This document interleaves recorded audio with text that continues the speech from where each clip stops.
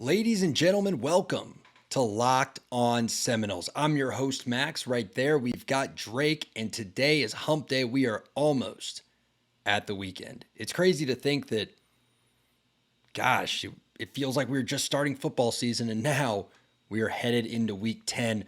But we got a great show for y'all tonight. We're going to finally put Clemson to bed. I know it was the big game. I know we all want to talk about it forever and ever.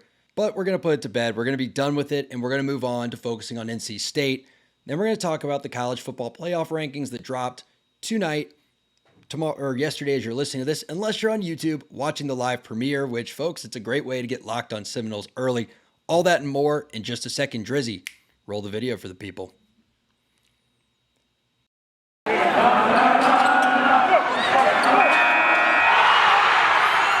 You are Locked On Seminoles, your daily podcast on the Florida State Seminoles, part of the Locked On Podcast Network. Your team every day.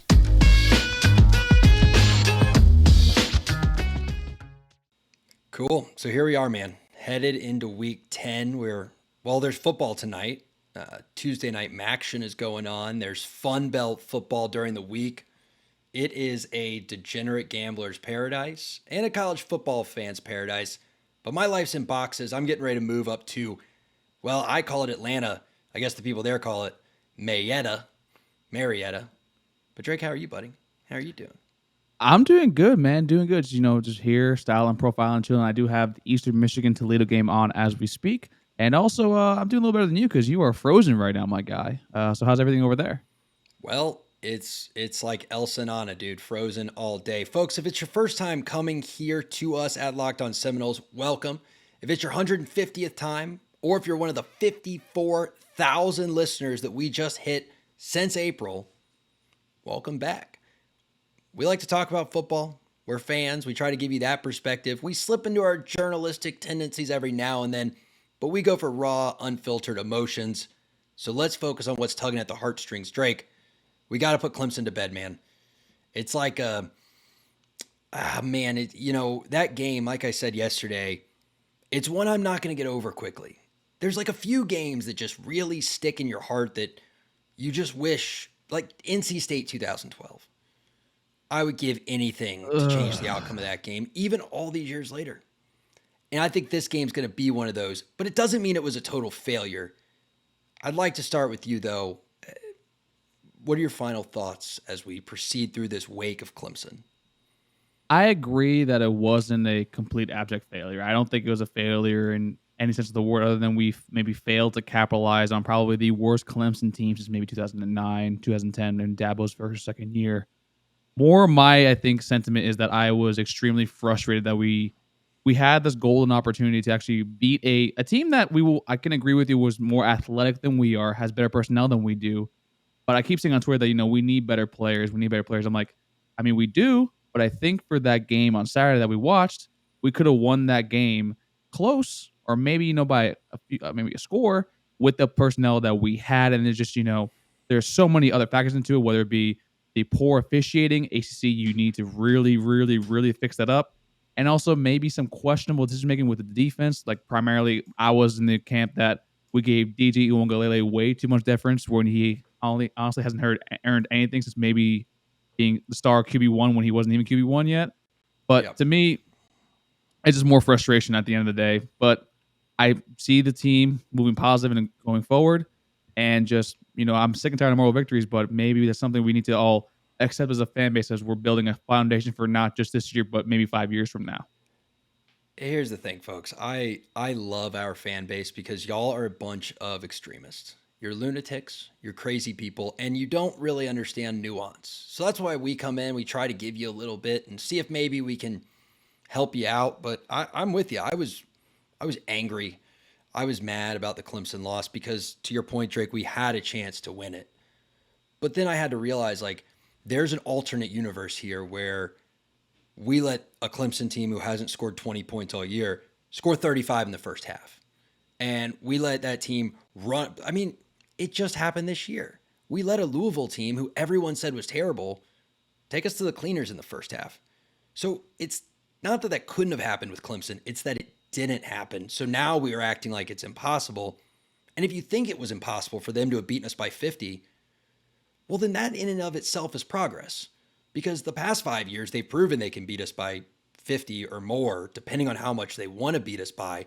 And this year, you didn't see the Herb Streets running in for touchdowns. You didn't see Dabo's kid throwing. You didn't see any of that. You saw starting lineups on the field the entire time in a game that really came down to the last series. Drake, I want to touch on what you said about moral victories, because I don't think anyone on this pod, and I don't think you're saying we have, has declared a moral victory. I don't think there's such a thing anymore as moral victories, but there can be recognition of progress. Is the only time you ever improved at anything when you won or when you did it perfectly? Absolutely not. You improve through failure the same way you improve through success. And I think as a fan base, coming off of this game, we have to be so careful not to keep moving the goalposts, to look at, hey, we wanted to get competitive with Clemson and we just did it, but also not keep the mound at 40 feet.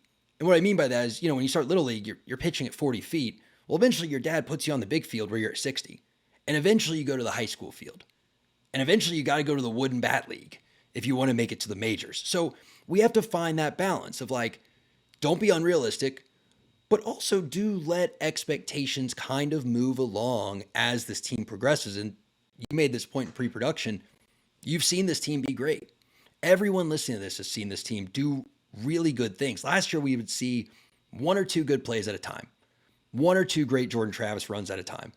This year, we've seen entire games of great play. The UNC game, obviously. So now it's can we see a whole season of it? And we'll get there, I think. I think Norvell and some of company, some of the co, are the guys to do it. But we got to be patient. And the reality is we lost on Saturday, and it sucks. Yeah. I mean, it does suck. But, I mean, I'm not saying what you said, recognition of progress or seeing how we're actually growing. To me, that's not – if you quantify that and actually, discuss that and you notice that to me is not signifying a moral victory at all whatsoever. Agreed. That's just, that's more being cognizant of, what's actually occurring. To me, being the moral victory crowd, you'll see, on Twitter or whether or not, as Max said, we love all of y'all, but some of y'all be wild in my DMs, wild in my mentions all the time, regardless of how we play, whether we win or lose. It's just this crowd saying, we did our best, or we held the Clemson, down to the wire.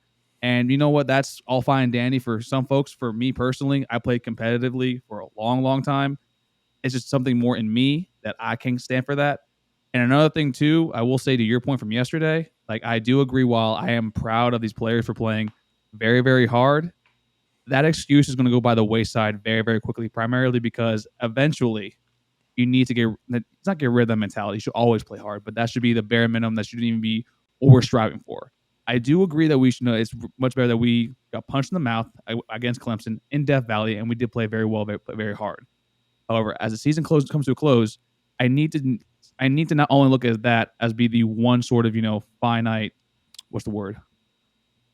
Indicator of indicate. Thank you. Progress. I'm with you. And last thing I'll say before we move on to the NC State preview.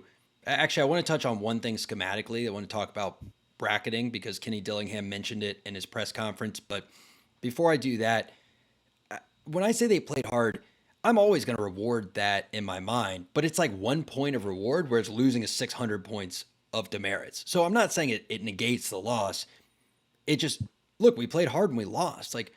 I think against Oregon, even in 2014, the game got out of hand, but we played hard and we just got beat by what was frankly a better college football team, top to bottom at the time. So I think that's more how I meant it. I'm glad you brought this up. I get what you're saying. Just I'm glad you brought it up. Take it a little more to a different sort of standard. I totally agree. And folks, when I say that, hey, we played hard and we lost, I'm not saying, so I don't care, or, I don't. No, they should have won that game. They had every opportunity and they made some stupid mistakes. But I'm hoping that it stings enough that next time they won't make those mistakes. Now, I don't know what you're eating for breakfast right now, but I'm going to try to save you from being like our players and making the same mistakes and, failing because of them. And if you didn't get McDonald's breakfast, you're missing out. I am one of the strongest proponents of McDonald's breakfast there is. I mean, no joke, there was a time during the pandemic where the only reason I got to leave my house was in the morning to get McDonald's breakfast, and it stuck. I'm a proud 4 to 5 times a week McDonald's guy. I eat it with my daughter when we need to grab a Happy Meal because we've had a busy day. I eat it by myself when I need a little, I know it's going to be a rough morning. Every road trip starts with an Egg McMuffin. Guys, I hope that you have the same feelings about McDonald's that I do, but if you don't, well, go down there and make some memories and create these feelings, because McDonald's is so much more than just a fast food joint. Y'all know that. It's great food. It's great atmosphere for the kids. The toys are always A+, and they've even really taken this McCafe thing seriously. They've now got Wi-Fi everywhere across McDonald's. They keep those places spotless. Kids are driving you nuts on a road trip. Hop on the Wi-Fi, do a little bit of work at McDonald's while they run around the playground. Guys, whatever you need in your belly, McDonald's has something for you. You need healthy, they got a salad. You need something tasty and delicious, they got McFlurries and fries. If you need something well-balanced, well, get a Big Mac meal, because that's what I had for lunch today. So head to your local McDonald's, refuel, reconnect. And guys, if you need something for your next Locked On Seminoles watch party, well, get the 60-count nugget and maybe even share some with your friends. I'm loving it. Hope you are too. And then once you're all fueled up, well, you can make some good decisions about what's going to happen in the upcoming games. You can go to Prize Picks, the app right there on your phone, because I know you've downloaded it. You've heard me talk about it a dozen times. And if you haven't, guys, Apple App Store, Google Play Store, download Prize Picks. It's a new spin on daily fantasy. You're basically picking players, and then you're picking props for those players. But guys, Prize Picks is where it's at. It's just such a fun thing to have on the side. Whether you're retired from actual gambling like me, or you're like Drake and Danny and you've got action flying left and right, this is the perfect sidecar to all of your football watching. Prize Picks in the App Store. Get it now. Create your account, although you probably already have one. Use the promo code Locked On, and you get your $100 deposit, the first deposit, matched 100%, meaning put in 100, get 100. Guys, it's only going to up your winnings. Sign up now. Promo code Locked On. Thank me later. So Drizzy, last thing I wanted to touch on schematically, because I heard it all over the airwaves when Fuller talked about this. He said they were bracketing us really well. And I think that kind of made it into the ether, and people say, oh, well, they bracketed. They were bracketing us, right? Like you just fold in the cheese. Well, what do you mean bracketing? They were bracketing us. You just fold it in. And I wanted to take a second to explain what that means. Bracketing is, I actually found some cool little diagrams here I want to share. All right, so I'm going to share on the screen a couple drawings here because it's way better than what I can draw on my own screen. And this just shows you the basic concept of a bracket. What it is you literally create a bracket on the field. You can either do an over-under bracket, or you can do an in and out bracket, right? So either you're here and you're keeping the player, this guy right here, in between a guy over the top and a guy playing under leverage, or you're going to have one guy play the outside. Where's Cone? Here we go. You're going to have one guy, this free safety here, play inside leverage on that slot receiver, and on this wide out, and one guy play outside leverage. What that lets you do, I'm going to use over-unders a little easier conceptually. What that lets you do is create effectively a moving zone that is tied to a player. So typically in zone coverage, this guy would say, okay, I'm in this zone, and this guy would be deep. So there's holes to exploit in that. If the weak side guy runs with him and goes to hand him off to the cornerback or the safety that's deep, and he's already had to grab someone else, well, that zone might get busted. In a bracket concept, these two guys are assigned to this receiver. They're going to bracket him. The second thing it does, and this is crucial to what they were doing to Jordan Travis, is when this guy, the linebacker, or in this case, the cornerback, gets burned, or gets not burned, but run past, they don't have to panic because they know their help over the top is assigned to have top leverage on the guy that just ran past them. So they don't have to immediately flip their head around, start looking around, go, oh, shoot. Now I got to turn the burners on and catch up to them. They can keep their eyes here in the backfield, keep better eyes on Jordan Travis. Now, you might say, Max, why is all that important? Here's why. Bracketing only works if you can devote at least 6 guys into coverage, right? You got 11 guys on each team. You have 5 eligible receivers on your offense. So they've got to be able to put 6 guys into coverage, meaning they only have 5 guys to both stop the run if it happens and to rush the quarterback. We also have 5 linemen. So do the math. If we cannot block at least one-on-one, if 5 linemen can't block at least 5 guys, and they can get to the quarterback with 5 or less guys, things like bracketing work. If they need 6 or more guys in a blitz to get to the quarterback, you have 5 eligible receivers, they've got 6 or more. Now it's 5-on-5, and things like bracketing don't work because they're going to have to leave someone open. The larger point I'm making is that this team has come a long way. But when everyone yells at their TV and comes into our DMs and trust me, I'm right there with you on game day, just says, hey, scheme something up. Guys, we can only do so much when 3 defenders for Clemson can take up 5 offensive linemen, giving them 8 guys to put into coverage. And until that changes, there's not much you're going to be able to do against elite defenses. And it's that simple. Now, Drake, I know for Locked On ACC, where y'all can catch Drizzy on Friday, you help cover NC State. Is their defense as elite as Clemson's? Or do you think that we may be able to create some mismatches that we couldn't last weekend? Because I know they're like 22nd in FPI as a total team, so they're not bad. And they beat Clemson. No, they're not bad. I mean, they're actually to me, they're a much more well-rounded team than Clemson, where Clemson, you had a very elite, borderline, like top 5 defense, where probably a bottom 10 offense. NC State probably has maybe a top 40 defense with maybe in my personal opinion, I know Advanced Metrics has them a little worse. I think they were probably a top 30 offense, primarily led by, a Devin Leary at quarterback, Zonovan Knight, and at running back, and also the future president of the Glee Club, Thayer Thomas, the wide receiver that burned us for 180 yards last year. Overall, to me, this NC State team is quite honestly much better than Clemson. I mean, they beat them on earlier in the year. This, to me, is probably the hardest game actually probably remaining on our schedule as a whole, and that includes Florida. I agree. And I said 2 weeks ago, this was the one I thought we were most likely to lose. And I want to put it in context for folks. If you go to Football Outsiders and you check out the FEI efficiency rankings that they do, this is an opponent adjusted ranking metric. So again, it accounts for strength of schedule, things like that, garbage time, filters that out. Clemson's 7th in defense. NC State's 31st. Now, there's 130 FBS teams. So what is 31st, Drake? That still puts them in the top 3, 6, 9, 12. Top still quarter, puts them right? in the top 25%. Yeah. And, we're right here at 39th, though. So we're a lot more evenly matched. But NC State, Drake, what do they do well? I mean, we know Devin Leary's name, but can you give us more of a breakdown on him? Like, what have you seen from him this year? Where are his strengths and where are his weaknesses?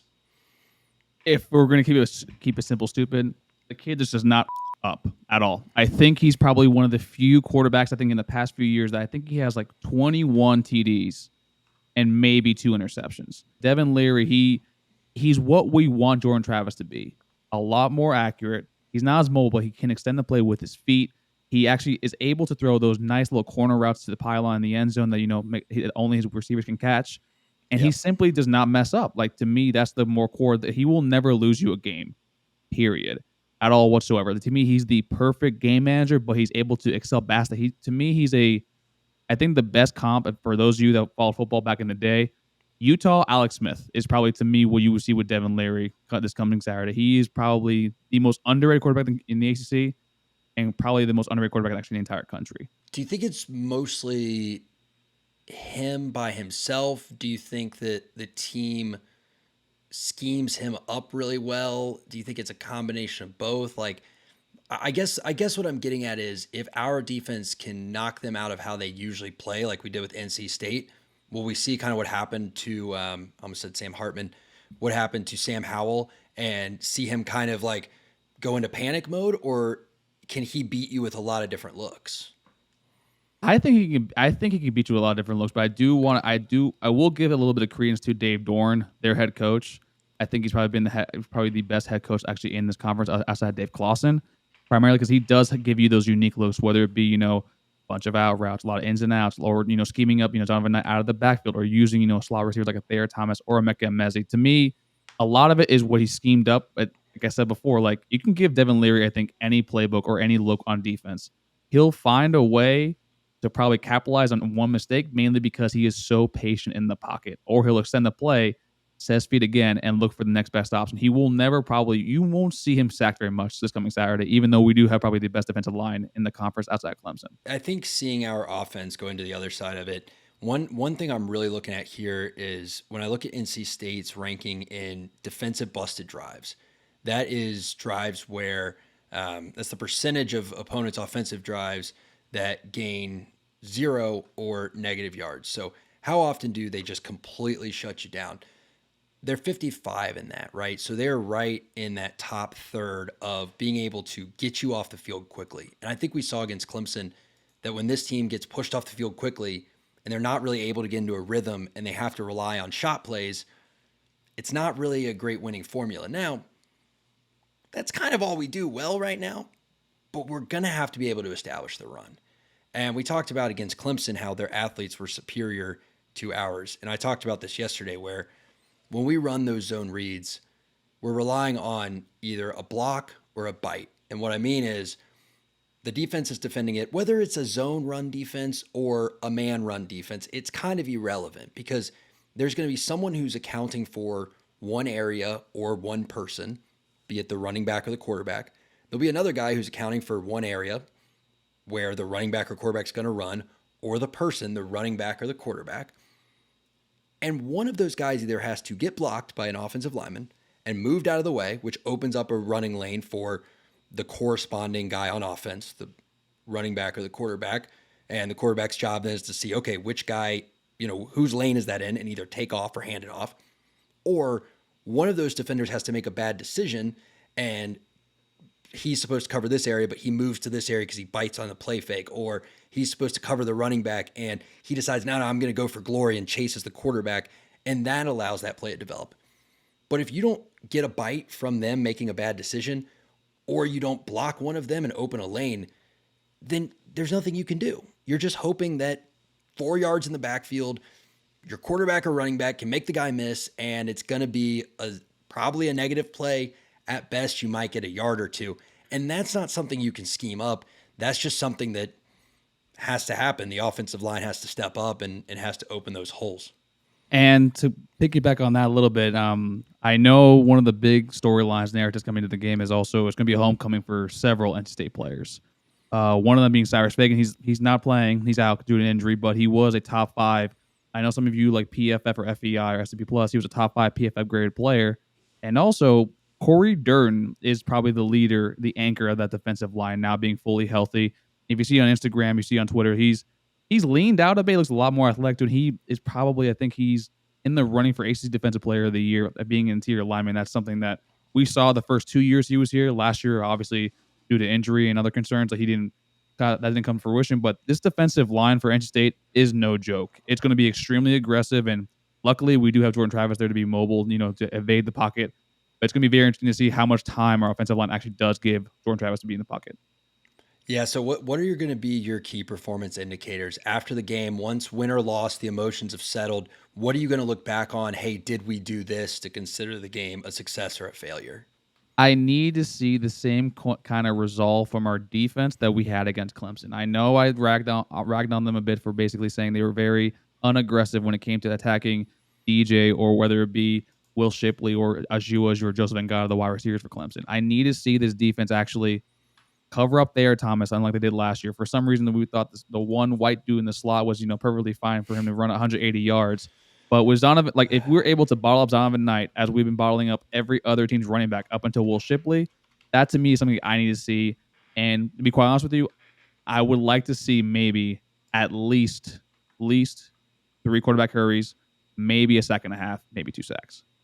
Hey, I'll tell you what, man, those are great goals. And if we're going to do those, we have to be well fed. So I hope our team's eating Built Bars. And folks, if you are, good. If you're not, well, get on it. Guys, Built Bar, it's like a protein bar when it comes to all the stuff on the label, but it's a candy bar when it comes to taste. They're delicious. They're nutritious. And when you use promo code LOCKED15 at BuiltBar.com, you can get 15% off your order. It's the only bar I trust on the course now when I'm out there playing golf. I've got to have my Built Bars. No more Snickers for me. I crush them in the morning. I crush them in the evening. Crush them on the golf course. Nothing really rhymes with golf course. I was going a little... Hey, guys, I read a lot of children's books to my daughter, so I was trying to Dr. Seuss it. But you get the point. BuiltBar.com, promo code LOCKED15. They have a ton of flavors. Get a variety pack. Get some bites. Do your thing. I'm not going to tell you how to live your life as long as that life involves buying Built Bars. Buy them now, thank me later. And Drizzy, this is a two-parter because once you're making good decisions like last time you went to Prize Picks, today it's time to go to the real lines, guys. The real action. No more of Drake. What did you call it? The Diet Coke of betting is the daily fantasy, but this is the real stuff. I We're never talking said to that. betonline.ag. Yeah, well, it was a funny joke, and I didn't want to laugh at my own joke, so thanks for that.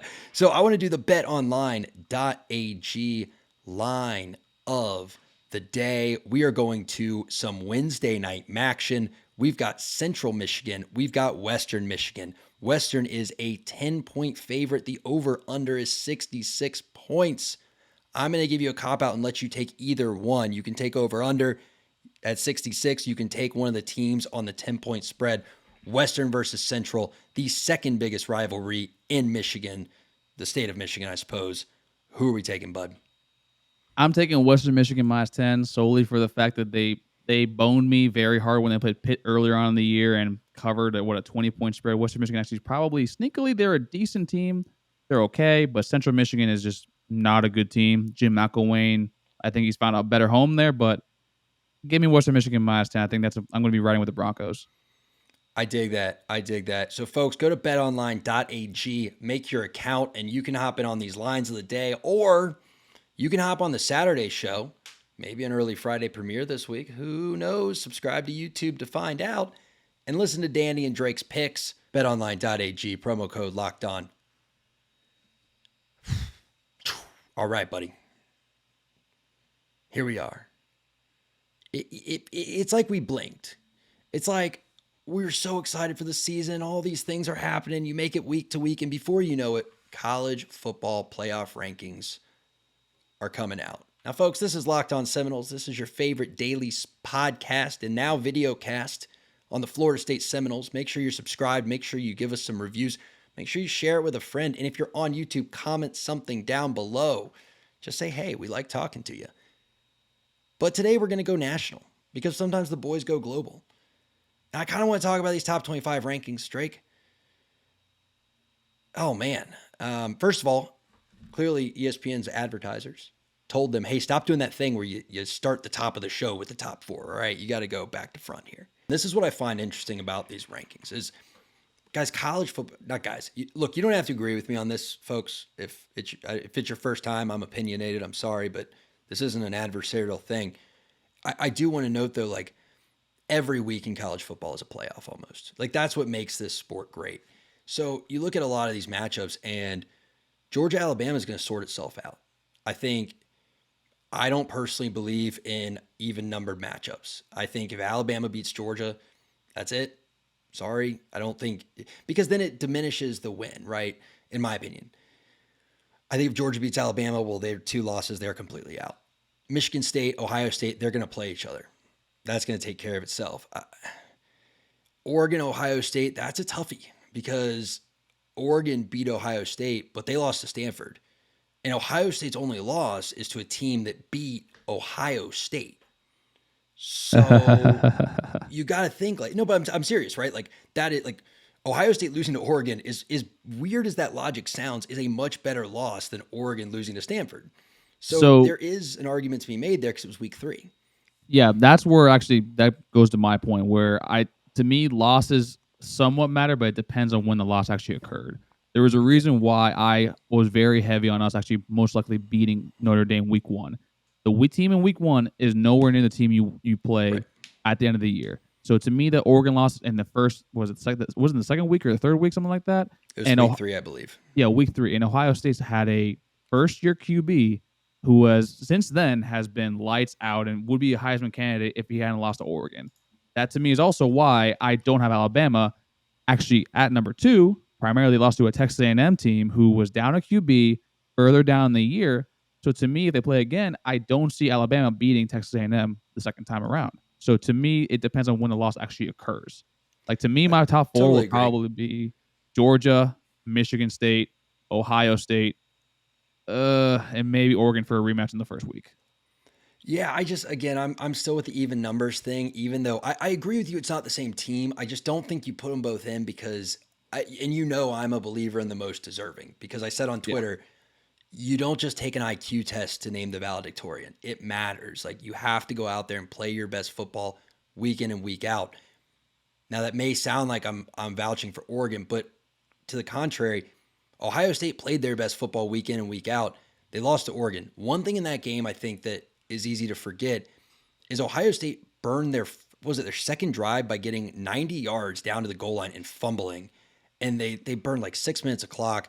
They end up losing a one-score game. But then if they're perfect for the rest of the season and win the second hardest conference in college football, that's a better recovery from that, or let's say a better follow-up from that game than Oregon losing to Stanford and not looking super impressive. And barely beating UCLA. Right. Barely Agreed. beating. Like that, Oregon to me just isn't a good team for that. So for me, like, if I'm looking at this and I'm projecting to the end of the season, I've got number one as winner of Georgia, Alabama. Okay. So again, I know I'm going to sort of put 6 or 7 teams in here, but it's important. So again, making the playoff, number one is winner of Georgia, Alabama. Number two is going to be the winner of the Big Ten, assuming it's Michigan State or Ohio State. For me, number three, I'm probably going to put in, gosh, it hurts me to say this. I'm probably going to have to start looking towards an Oregon, because going back on what I just said, if they're the Pac-12 champ and they're undefeated, especially if it's Michigan State at 2, like, you're going to have to put Oregon in there. Ohio State will have 2 losses in that. Now, if it's Ohio State, I get a little more debating. And then number 4, I think if Wake Forest runs the table, you put them in. I think that if Wake Forest doesn't, you probably look to put in Oklahoma if they're a 1-loss Big 12 champion. And I think if they lose again and you've got a 1-loss Wake Forest or more, you've got a 2 or more loss Oklahoma, you're probably going to have to put undefeated Cincinnati in, because I do think while they haven't been impressive, you can't leave them out in favor of a 2-loss team. And I also don't think you can leave them out in favor of 2 teams that literally just played the week before, right? The week before, of course, you come out with these rankings, not before the game, which would be the case with Georgia, Alabama. Yeah, this is why I've been like kind of advocating the 12-team playoff, where basically, to me, conference champions should be sent over there with probably probably 1 or 2, maybe group of 5 bids, and then the several out-large bids for what we see for maybe not second place for the conference championship, because, you know, as we know, the SEC least is not a good conference at all whatsoever. But that to me kind of like sells that argument with that. And then with the even number thing, I totally get what you're saying. Is just Georgia has dominated every single game up until this point. And if they lose like a 1-point game or even like a single score game to Alabama, that's a game you have to replay like again, simply because of how they have played over across the year too. Like, that's more my thing, because I get what you're saying. I'm a big boxing guy. I love the trilogy fights. I paid for Wilder versus Fury the other day. Trust me, folks. I'm a big pugilistic arts fan. But that to me is kind of like where I guess my thinking is with that. But I get what you're saying. I do think if Georgia's the one that loses, I will concede there is a stronger argument to send both. I think if Alabama loses, hey, you shouldn't have lost to Jimbo Fisher. Sorry, you're out. Agreed. I'm not going to play this game, because here's the thing. There is not a single person on this planet that gets paid to do this, commentate for a living. There's not a single computer that has had thousands and thousands, maybe tens or hundreds of thousands of dollars poured into its development over its life that can accurately pick games at better than like a 55% clip. Maybe not against the spread. Some can get closer to 60. My point is, when they say, oh, well, we can just eye test and say this is the best, every single eye test by every single person, by every single computer, fails repeatedly and regularly. So to me, you don't get to say, oh, Bama lost twice, but the eye test tells me they're the second best team in the country, so I'm sticking them in. And that's just my position. That's where I'm going to sit with it. But we've taken 40 minutes of the folks' time. Hey, seriously, y'all, we really appreciate you making us your first listen every day. Hope you made it this far. I know this was a long one, but we had to put Clemson to bed. We had to talk about bracketing. We had to talk about NC State. And we had to indulge ourselves and talk about the college football playoff rankings a little bit. I'm Max. He's Drake. And this was Locked On Seminoles. Take care, everybody. Not everyone, as Max was trying to say the other day, but just take care, everybody.